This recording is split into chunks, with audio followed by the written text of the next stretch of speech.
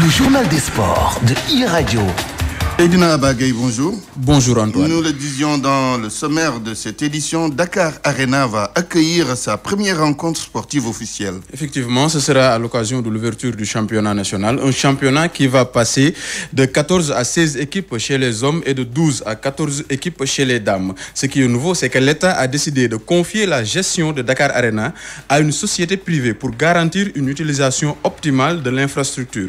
Atoumane Gaye, président de la commission compétition à la Fédération sénégalaise de basket, revient sur les dispositions prises par cette dernière pour cette première à Dakar Arena.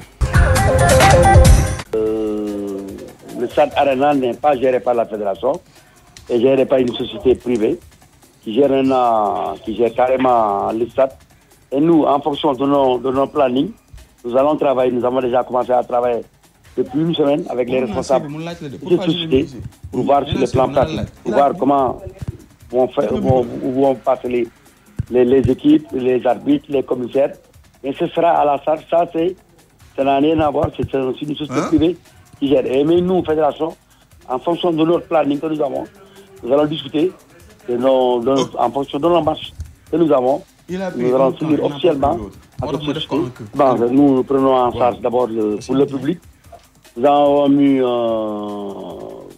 eu des bus à des horaires, 8h, 10h, 12h, 14h et 15h, qui vont quitter sur les lieux, soit à Marichiaï, au Parcelles Asseni, sur les sites où on aura les supporters. Et les supporters vont être transportés par la fédération avec moyennement la somme de 1000 francs en aller-retour.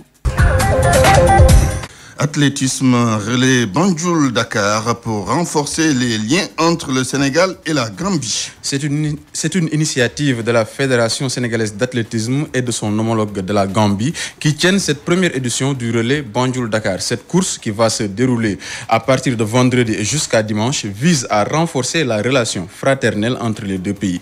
Plus de détails avec Sékou Seydi.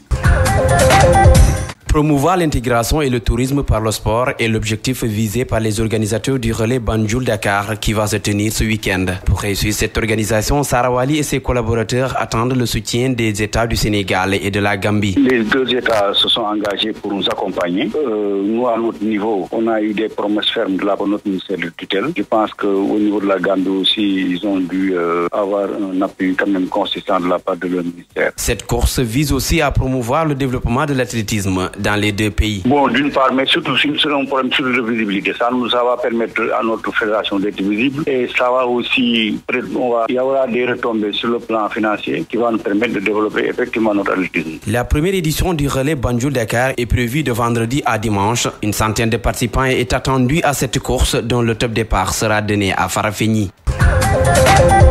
On poursuit avec la lutte avec frappe. Doubalès affirme que Balla Gaye 2, son fils, sera de nouveau roi des arènes. Sa première déclaration depuis la victoire de Balla Gaye devant Modou Lô, il l'a donné à nos confrères de Sunulamb. Le père du Lion de Guédiawaye affirme que son fils est revenu à son meilleur niveau, ce qui lui a valu cette éclatante victoire sur Modou Lô. Et pour Doubalès, cette victoire n'est que l'escalier menant au trône de roi des arènes, car son fils va tôt ou tard récupérer la couronne qu'il avait perdue face à Bombardier. Pour Doubalès, Balla devra redoubler d'efforts pour rester dans la cour des grands. L'ancien champion de lutte reste cependant positif puisqu'il affirme que c'est le moment ou jamais pour Balla de faire taire les critiques et montrer à ses détracteurs qu'il n'est pas fini et qu'il sera de nouveau la terreur des arènes. Et c'est sur ce point, Antoine, qu'on termine cette page des sports. Merci Seydina Abagaye. Le journal des sports de e-Radio.